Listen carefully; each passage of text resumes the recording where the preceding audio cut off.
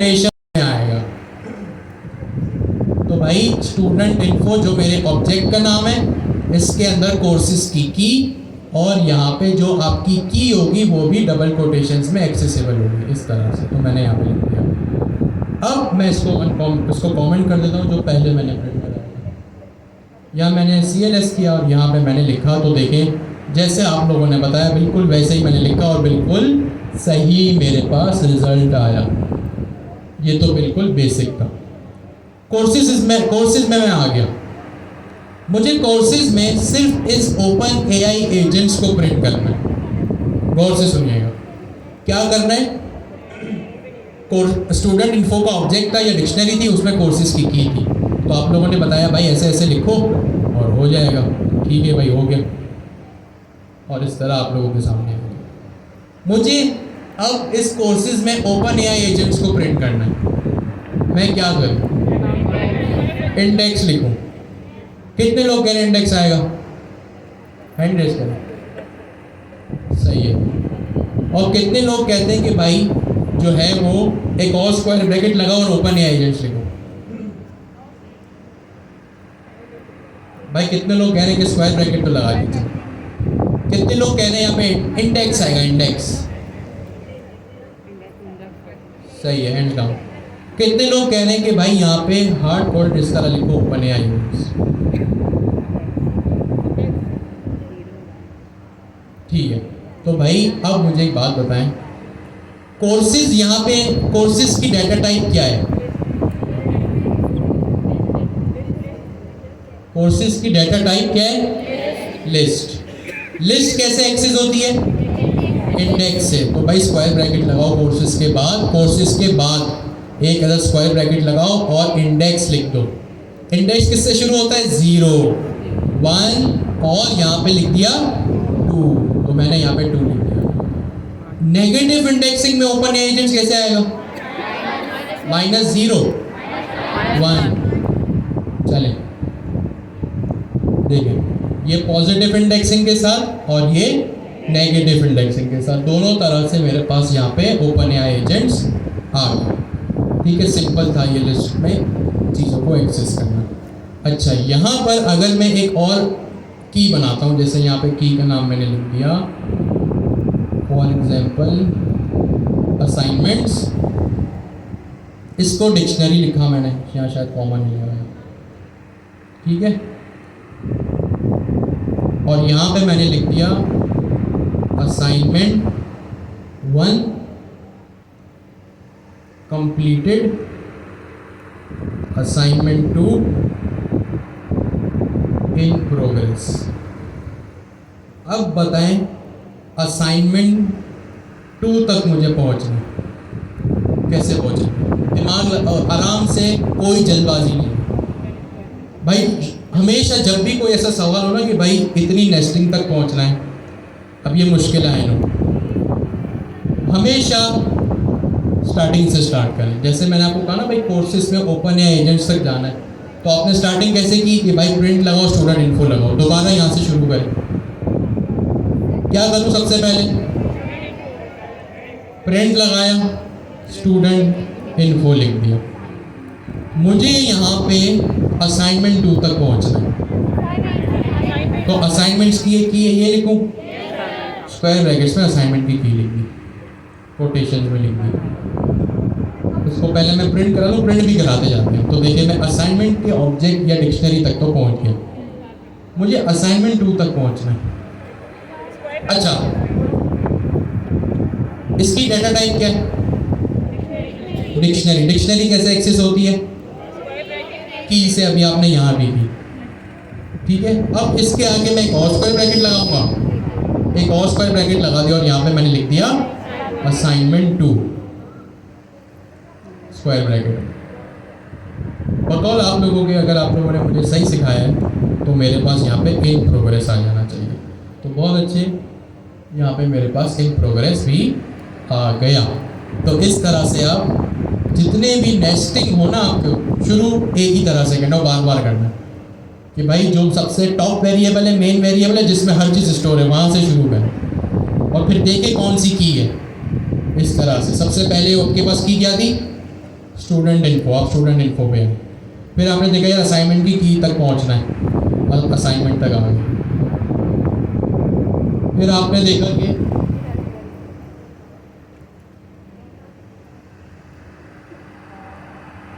यहाँ तो इथरनेट चल रहा है मेरे पास। हो गया जी। सबसे पहले आप देखें आपके पास कौन सा वेरिएबल है टॉप, आप टॉप वेरिएबल पे आ गए। फिर आप असाइनमेंट्स पे आए, आप असाइनमेंट्स पे आ गए। फिर आप असाइनमेंट 2 पे आ गए। इस तरह से होती है नेस्टिंग। ठीक हो गया जी। यहाँ तक किसी का कोई सवाल है? यस और नो? भाई सही से सब मिलके जवाब है, यस और नो? चले नाइस। अब आगे बढ़ते हैं। अच्छा, आपके पास डिक्शनरी में ना कुछ मेथड्स होते हैं। जैसे अब हम यहाँ पे लूप को भी देख लेते हैं और यहाँ पे हम कुछ डिक्शनरी के मेथड्स को भी देख लेते हैं। मोस्ट प्रोबेबली ये जो है ना लूप्स के साथ ही मैनेज होगी चीज़, तो अच्छी बात है। डिक्शनरी को पढ़ते पढ़ते लूप भी समझ आ जाएगा। ठीक हो गया जी। अब आप चाह रहे हैं कि भाई मैं अपने जो है ना डिक्शनरी को एक एक डिक्शनरी की चीज़ों को एक एक करके प्रिंट करूँ। फिलहाल मैं इसको कॉमेंट आउट कर देता हूँ। फॉर लूप मैंने लिखा, एक फॉर लूप लगाया,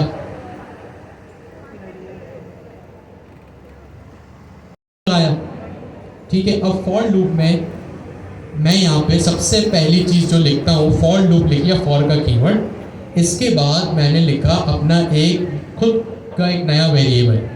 मैं खुद का वेरिएबल क्यों क्रिएट करूँगा? क्योंकि फॉर लूप के स्कोप में, फॉर लूप के स्कोप का क्या मतलब है कि फॉर लूप के नीचे, फॉर लूप के अंदर अब जो भी उसको रेफर करते हुए वैल्यू इस्तेमाल होगी वो उस वेरिएबल को यूज़ करते हुए होगी। मैंने लिखा फॉर एग्जाम्पल मैंने लिख दिया ABCD, इसलिए आप लोगों को अभी डिफरेंशिएट हो जाएगा। इन का कीवर्ड आपने पढ़ा है। फॉर ABCD इन, मेरे पास यहाँ स्टूडेंट इन्फो है। स्टूडेंट इन्फो नाम का मेरे पास यहाँ पे एक वेरिएबल है, सॉरी एक डिक्शनरी। तो मैंने लिखा dot student info dot values. ये देखें, अब जैसे ही मैंने डिक्शनरी पे डॉट लगाया तो मेरे पास VS कोड की तरफ से यहाँ पे कुछ इंटेलिजेंस आ गई, यानी हेल्प आ गई, जिसमें सबसे पहली चीज़ है वैल्यूज। मैंने यहाँ पे वैल्यूज को कर दिया यूज। ये एक फंक्शन है, तो यहाँ पे मैंने लिख दिया राउंड ब्रैकेट्स। अब जैसे ही, अब जाहिर सी बात है, इसके बाद मैं लगाऊंगा एक अदद कॉलन। क्या लगाऊंगा? कॉलन। कॉलन का मतलब फॉर लूप का जो यहाँ पे स्कोप अब चलेगा। और यहाँ पे मैंने एंटर किया। अब जैसे मैंने एंटर किया तो देखिए मेरे पास स्पेस आ रहा है। इसका मतलब क्या है? ये इंडेंटेशन है। क्या चीज़ है ये? इंडेंटेशन है। और यहाँ मैंने लिखा प्रिंट ABCD। अब आपने एक चीज़ गौर की, मैंने क्या कहा, ये जो वेरिएबल आप क्रिएट करेंगे ये फॉर लूप के स्कोप के अंदर इस्तेमाल होगा। इस तरह से कि भाई आपने यहाँ पे लिखा फॉर ABCD। अब जितनी मरतबा भी इस फॉर लूप के अंदर आपको इस डिक्शनरी, भाई ये फॉर लूप किस पे चल रहा है? For ABCD in student value. ये फॉर लूप किस पे चल रहा है? इस डिक्शनरी के ऊपर चल रहा है। तो भाई अब कुछ भी करना होगा इस डिक्शनरी को लेके, ये इसका निकनेम हो गया यहाँ पे या वेरिएबल हो गया। और इस फॉर लूप के स्कोप के अंदर अब मैं यहाँ पे इस पहले वाले वेरिएबल को लिखूंगा। जैसे आपने ये काम क्वार्टर 2 में भी किया था।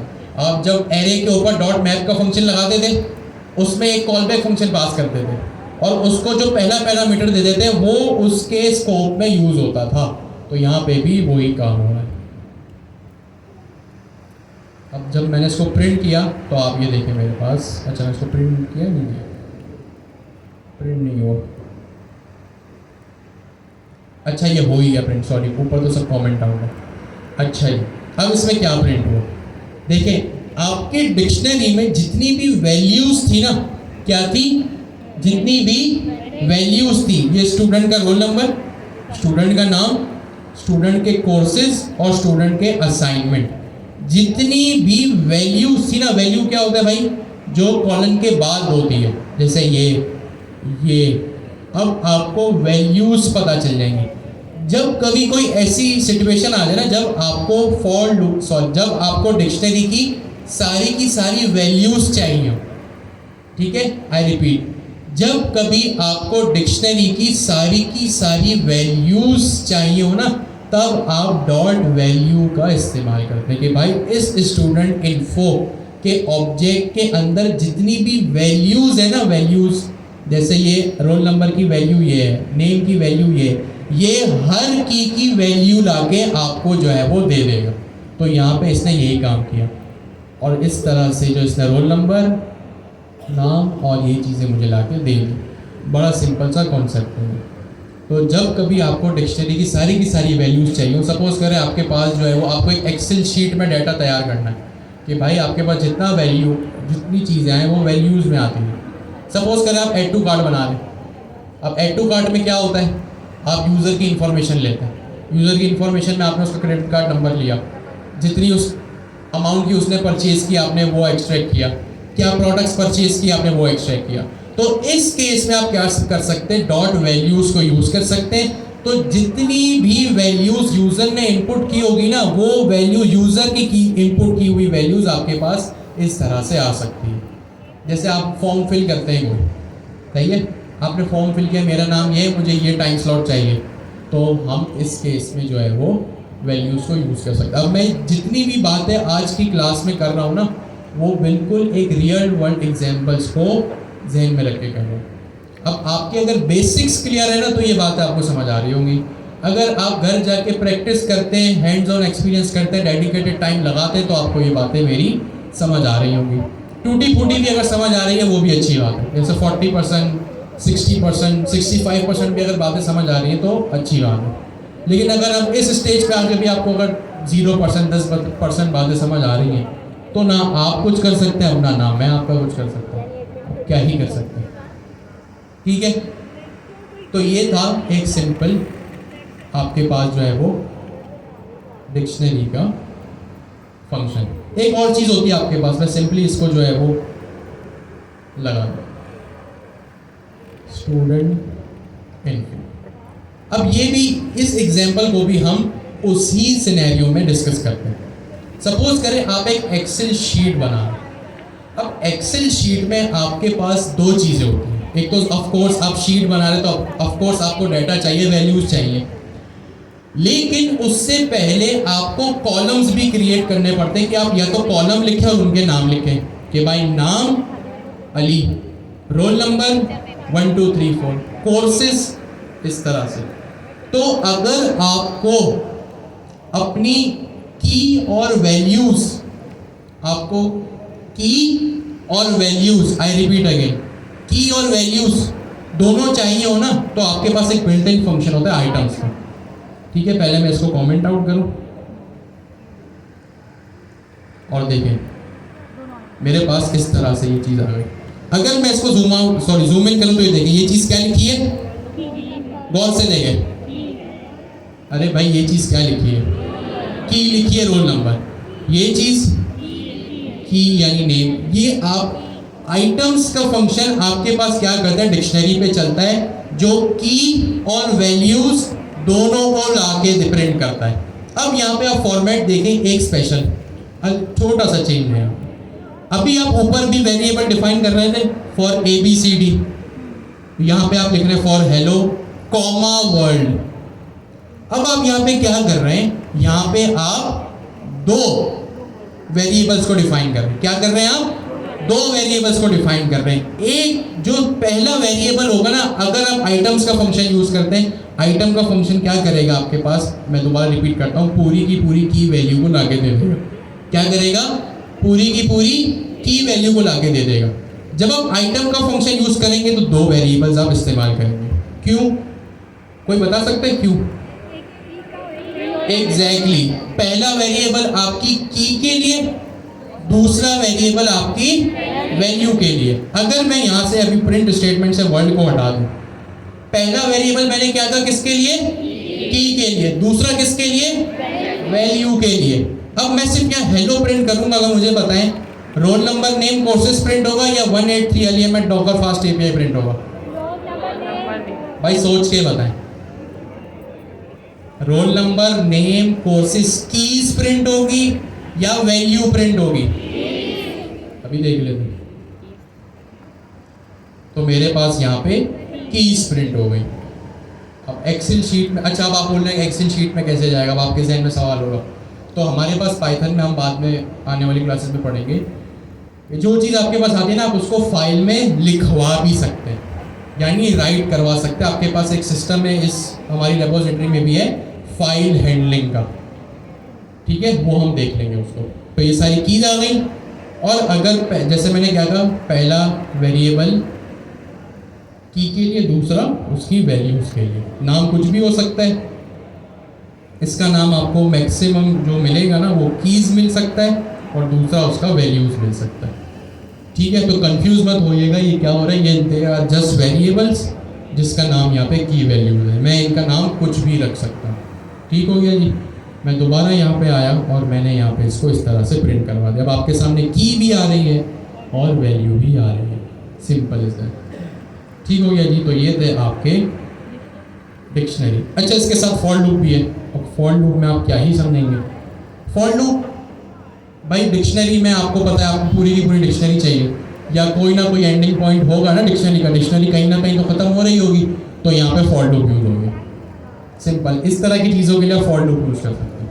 मैंने यहाँ फॉर लगाया, अब ये फॉर जब मैंने लगाई तो ये चीज़ किस तरह चली होगी, जैसे ही मैंने यहाँ फॉर लूप लगाया ये चीज़ किस तरह चली होगी, लूप स्टार्ट से लेके एंड तक चलता रहा, जब तक उसकी कंडीशन फॉल्स नहीं होती लूप चलता रहता है। जब मेरे पास लूप, मैंने फॉर लूप लगाया, लूप ने जाके देखा पहली वैल्यू है उसने प्रिंट किया, दूसरी वैल्यू उसने प्रिंट किया, तीसरी वैल्यू उसने प्रिंट किया, जब तक वो उसकी प्रिंट करने की सलाहियत है, जब तक मेरे ऑब्जेक्ट में, अभी इस केस में ऑब्जेक्ट में, जब तक मेरे ऑब्जेक्ट में या मेरी डिक्शनरी में वैल्यूज है वो उसको प्रिंट कर रहा है। फिर जब सारी वैल्यूज प्रिंट कर दी, लूप देखेगा अच्छा अब तो कुछ भी नहीं है, कंडीशन हुई फॉल्स और लूप वहीं पे रुक जाएगा। सही है, तो ये लूप का सिनेरियो है कि भाई लूप उस वक्त चलता है जब तक मेरे पास कंडीशन जो है वो चल रही है, ठीक है, जब तक एक स्पेसिफिक कंडीशन चल रही है। आप कहीं पर जो है ना ये भी देख सकते हैं, फॉर आई इन रेंज। अब रेंज पाइथन का एक बिल्ट इन मेथड है जिसमें मैंने प्रिंट कर दिया आई। अब रेंज पाइथन का क्या है, एक बिल्ट इन फंक्शन है।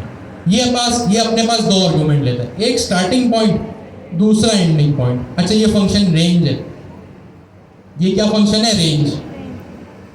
इसको पढ़ के क्या लग रहा होगा, क्या समझ में आ रहा है आपको? नहीं, रेंज पढ़ के क्या समझ में आ रहा है भाई? सपोज करें आप शॉपिंग करने गए, आपने दुकानदार को अपनी रेंज बताई कि मेरी जो रेंज है वो 5,000 तक की है। इसका क्या मतलब है सेंटेंस का, कि भाई 5,000 से ऊपर नहीं जाना, जो भी मुझे शॉपिंग करनी है वो 5,000 तक ही करनी है। तो यहाँ पे भी यही मतलब है इसका कि भाई फॉर आई, वही बात, ये मेरा वेरिएबल, इसका नाम कुछ भी हो सकता है, ठीक है, इस तरह से। फॉर आई इन रेंज, भाई 1 से स्टार्ट करो, भाई कहीं से तो आपकी रेंज शुरू होगी ना। आपने कहा मेरी रेंज जो है वो 2,500 से लेके, पहले चले इसको आउटपुट करते हैं,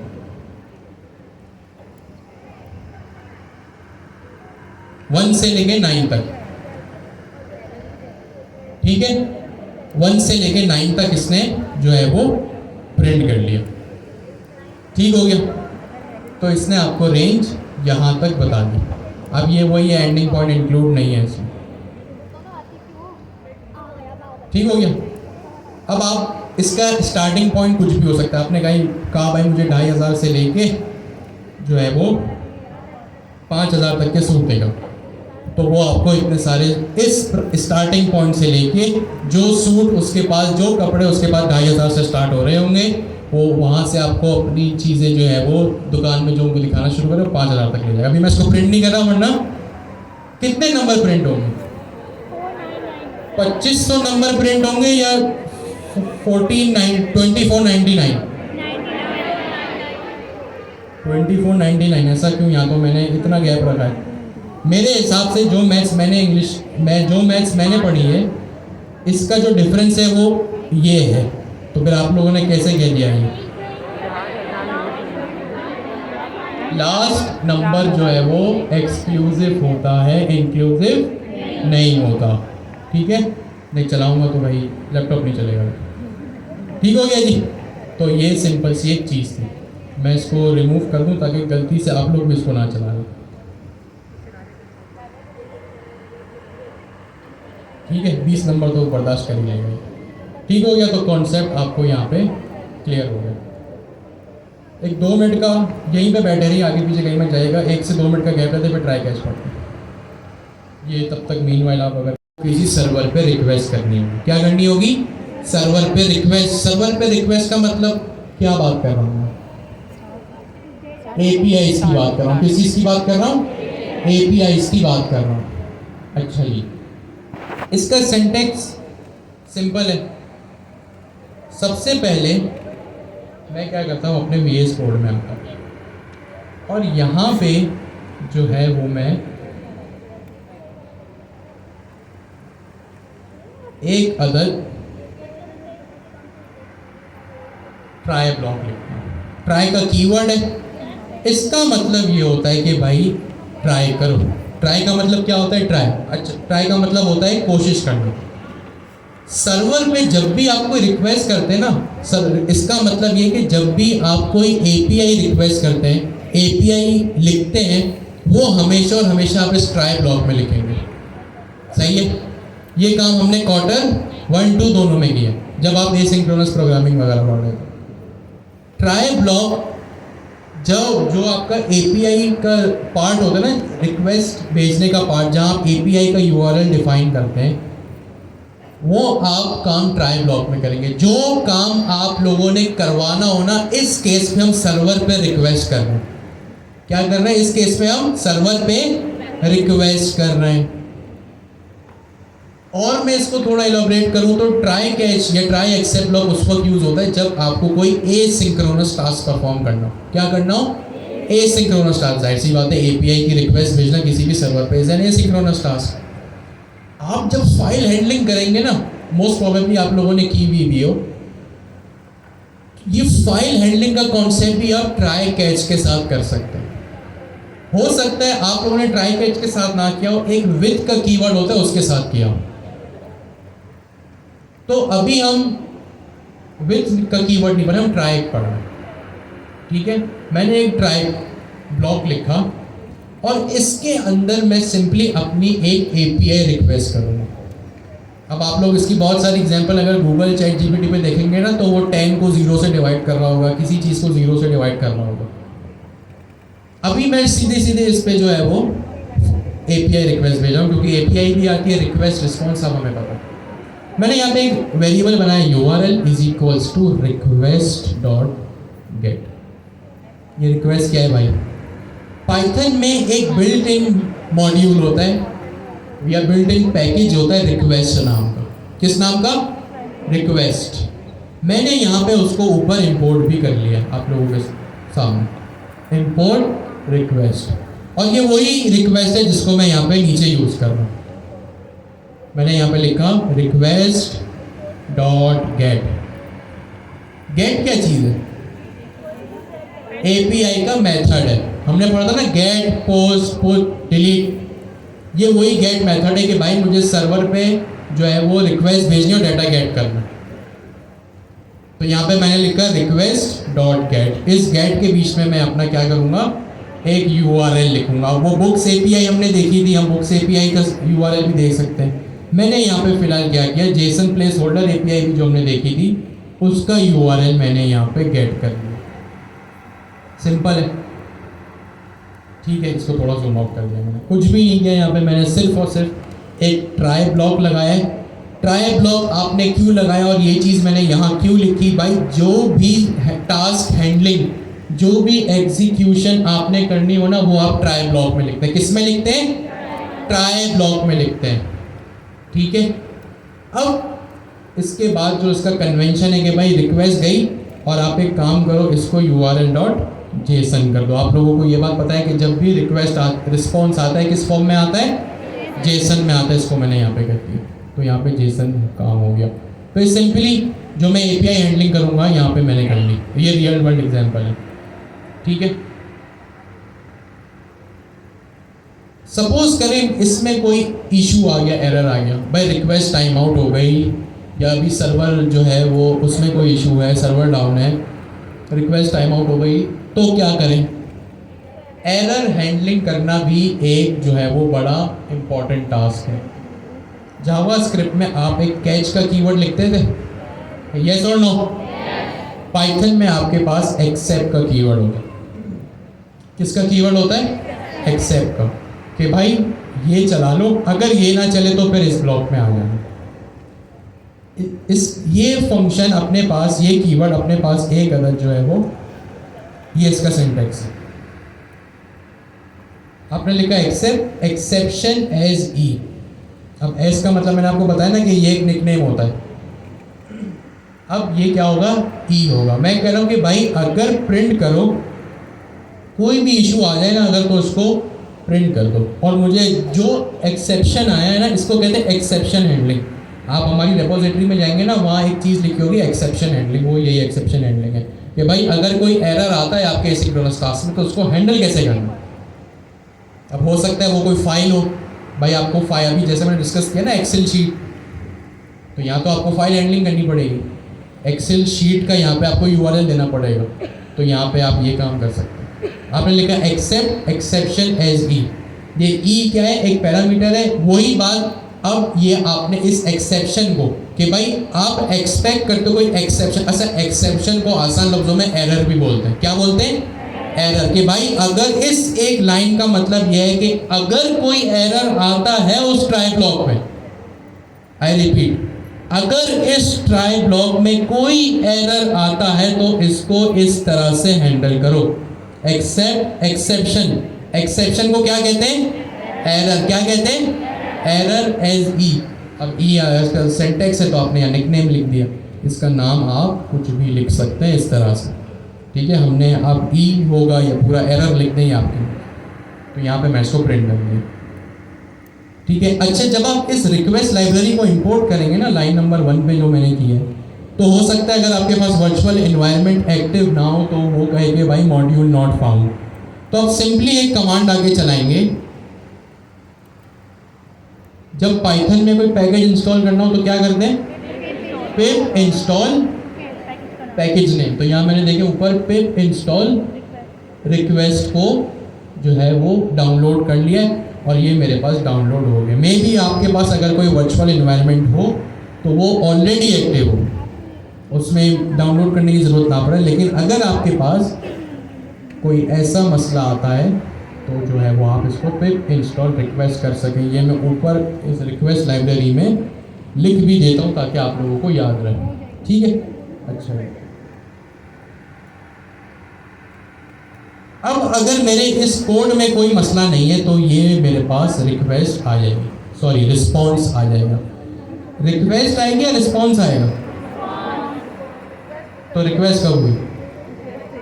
रिक्वेस्ट तो मैं कर रहा हूँ, रिक्वेस्ट हम करते हैं, रिस्पॉन्स रिसीव होता है। जैसे ही मैंने इस फाइल को चलाया तो मैंने प्रिंट, अच्छा प्रिंट नहीं किया रिजल्ट, रिस्पॉन्स को, ठीक है। मैंने इसको यहाँ पे प्रिंट कर दिया, इसको मैंने रिमूव किया।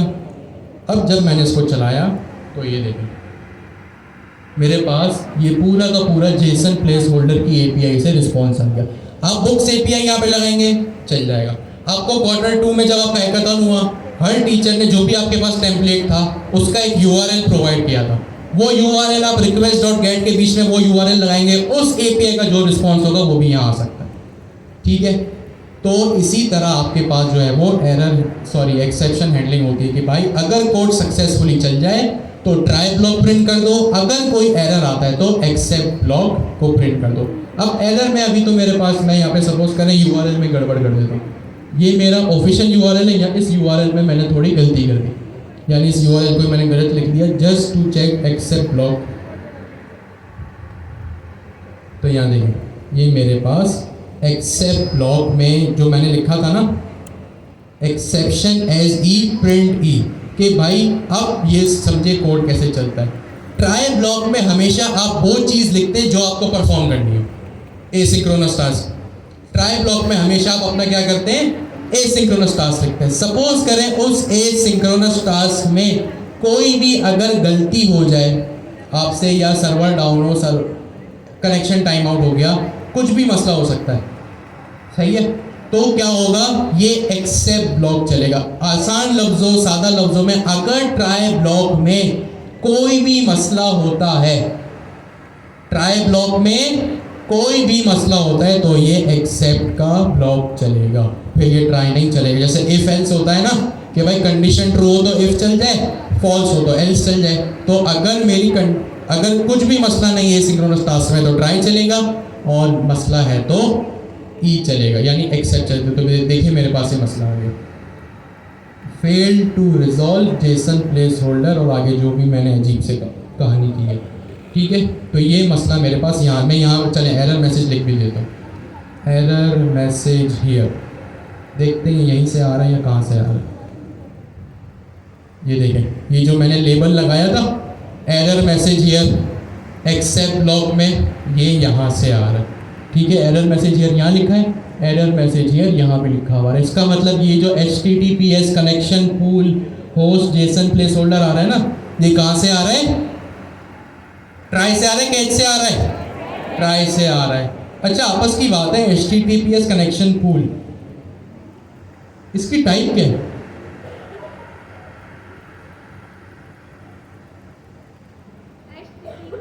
यानी HTTPS तो है ना, आगे क्या है? पूल के बाद क्या लिखा है? राउंड ब्रैकेट है, कर्ली ब्रैकेट है, स्क्वायर ब्रैकेट है? राउंड ब्रैकेट क्या होता है? टपल होता है। तो भाई इसका मतलब उसने सोचा होगा कि भाई जो मेरा एरर मैसेज है उसमें मुझे होस्ट लिखना है और जो है वो यही सारी चीज़ें लिखनी है, तो उसने टपल दे दिया। मेरा एरर मैसेज के कभी चेंज नहीं होगा, तो मे भी उस डेवलपर ने ये सोचा, ठीक है। अच्छा, तो ये था आपका सिंपली। अच्छा, ट्राई कैच, इसके बाद एक चीज़ आती है एल्स। एल्स हमेशा जो है वो चलता ही चलता है, ठीक है, चाहे आपका एरर है या चाहे आपका एरर ना आए। अच्छा, वो एक चल चेक कर लेंगे मैंने। अच्छा, इसको रिस्पॉन्स किया, फाइनली देख लेते चले। मैंने फाइनली प्रिंट रिक्वेस्ट एंडेड, ठीक है। अब इसको चलाते हैं।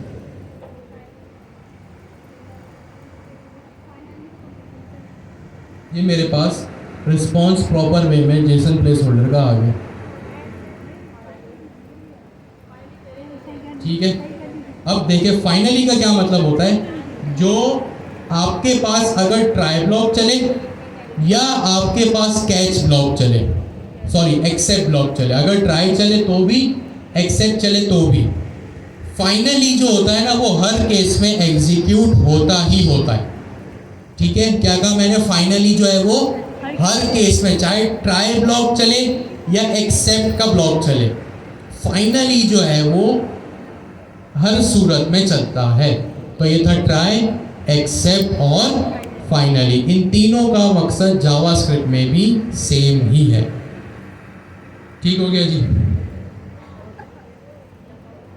और क्या रह गया सब? अभी मैं एक लिस्ट बनाता हूँ। हमने क्या पढ़ लिया? Data types. अब स्ट्रिंग, नंबर, बूलियन तो अलग से मैं प्रिंट कराने से रहा। डेटा टाइप्स हो गया, टपल्स हो गया, list, dictionary, try, slash, except या इस, हाँ, लूप्स, और क्या होगा?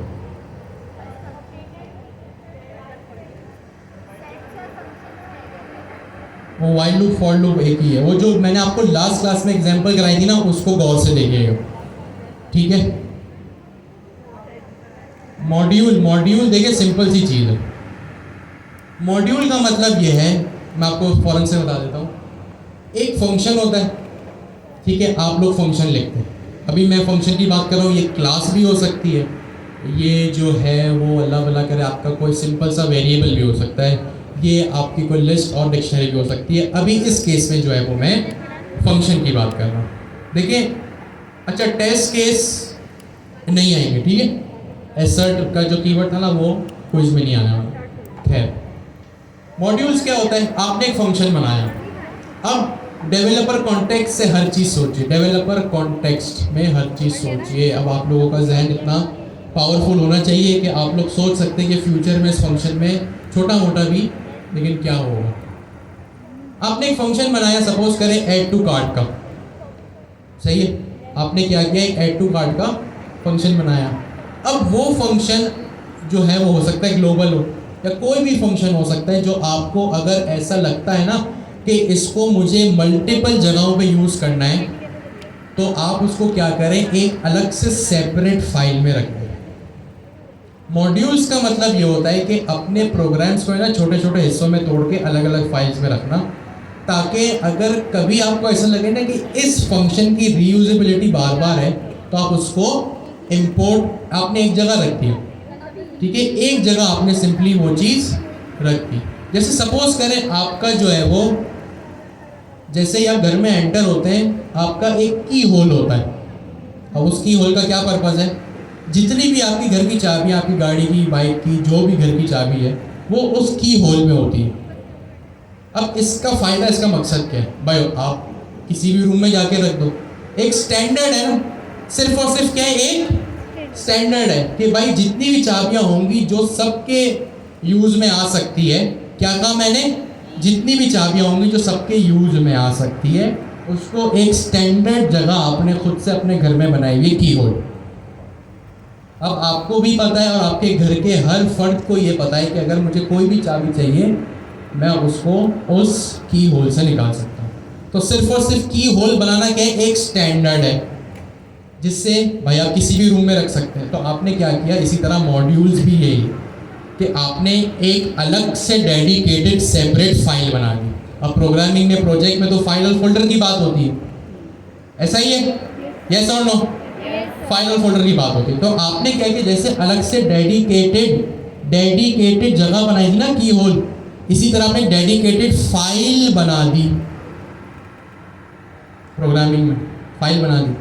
अब उस फाइल का पर्पज़ ये है कि हो सकता है वहाँ बहुत सारे फंक्शंस हों, ऑब्जेक्ट ओरिएंट के केस में बहुत सारी क्लासेस ऐसी हों जो आपके प्रोजेक्ट में हर जगह यूज़ हो रही है। भाई वो चाबी जो थी आपके घर का हर फर्द इस्तेमाल कर सकता था ना, तो वो आप क्या करते हैं, वहाँ पे लगा। इसी तरह उस डेडिकेटेड फाइल में आप वो चीज़ें रखते हैं जो आपके प्रोजेक्ट में हर जगह यूज़ हो। और जाहिर सी बात है, एक प्रोजेक्ट जब बनता है ना भाई, अभी आप लोग शायद उस चीज़ से रिलेट ना कर पा रहे हो कि भाई जब प्रोजेक्ट, एक लार्ज स्केल प्रोजेक्ट पे काम होता है ना, तो सिर्फ एक डेवलपर काम नहीं होता। अब मुझे एक बात बताएं, जैसे गूगल है, गूगल कितनी बड़ी कंपनी, कितने हज़ारों एम्प्लॉयज़ काम कर रहे हैं, कोई एक एम्प्लॉय, कोई एक डेवलपर तो काम कर नहीं रहा।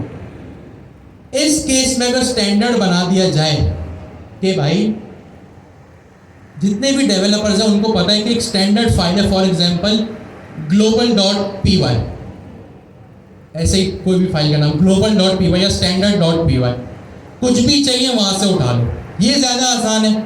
या गूगल का हर डेवलपर, अब गूगल कोई बहुत बड़ी चीज़ है भाई, हज़ारों फाइल्स होंगी उस प्रोजेक्ट में, या हर फाइल में अलग अलग जाके देखे कि भाई कौन सी चीज़ कहाँ है, कौन सा स्टैंडर्ड ज़्यादा बेहतर है, ए या बी।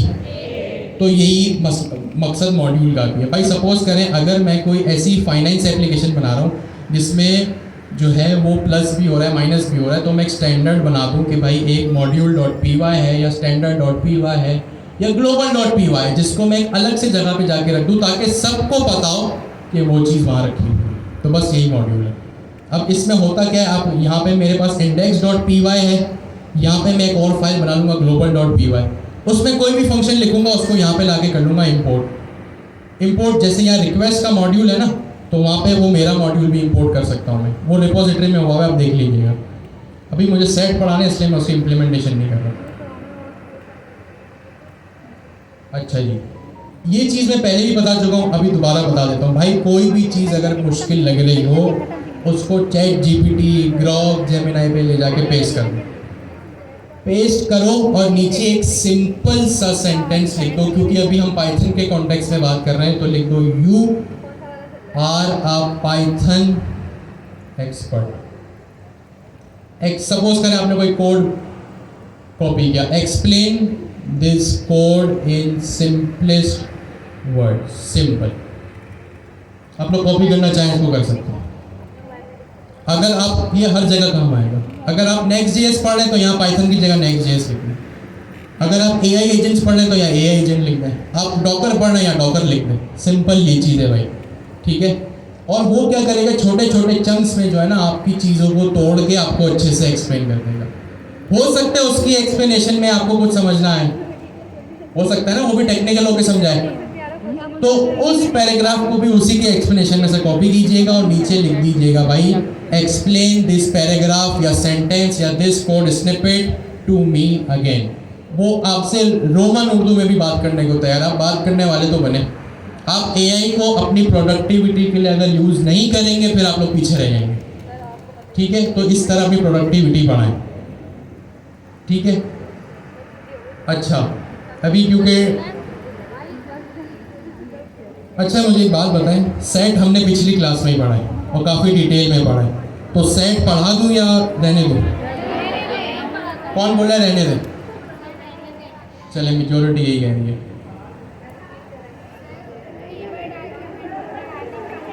मैं आप लोगों को, अच्छा ऐसी बात नहीं है, सेट से रिलेटेड जो है ना वो मैं आप लोगों को एक्सरसाइज दे दूंगा, एक्सप्लेनेशन कोड दे दूंगा, कमेंट्स लिख दूंगा, ठीक है? अब 3 घंटे से जो हमने 6-7 क्लास में पढ़ा उसको हम 3 घंटे में पढ़ा है। नो आज आप लोगों की हालत काफ़ी टाइट हो गई है, ठीक है? तो आज के लिए इतना काफ़ी है, प्रैक्टिस